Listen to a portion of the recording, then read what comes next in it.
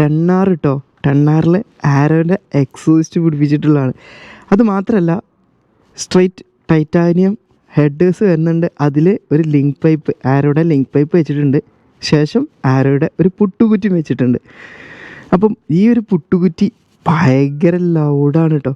മാത്രമല്ല BMCയുടെ എയർ ഫിൽറ്ററും വെച്ചിട്ടുണ്ട്. അതുകൊണ്ട് തന്നെ ഇൻടേക്ക് വളരെയധികം നല്ല രൂപത്തിൽ കയറിക്കോളും. അതുപോലെ തന്നെ എക്സോസ്റ്റിലൂടെ പോവുകയും ചെയ്യും. അടിപൊളി സൗണ്ടാണ്. പക്ഷേ അക്രമ സൗണ്ടാണ്. ചെവി പൊട്ടിപ്പോകുന്ന അത്രയും വലിയ സൗണ്ടാണ് കേട്ടോ ഇതിനകത്തുനിന്ന് കിട്ടണത്. നമുക്ക് സൗണ്ട് ഒന്ന് കേട്ട് നോക്കിയാലോ ഗൈസ്. സ്റ്റാർട്ടാക്കണേ. എങ്ങനെയുണ്ട് ഗൈസ് സൗണ്ട്?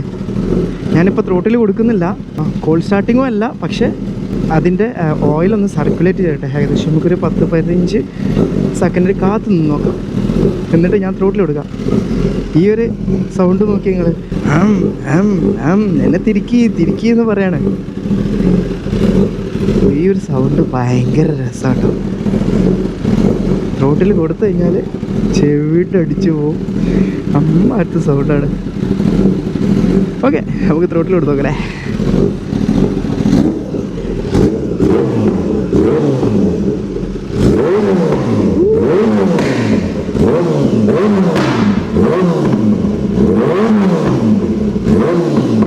ഞാൻ ആകെ ആ ഭാഗം മാത്രമേ ത്രോട്ടിൽ കൊടുക്കുന്നുള്ളൂ.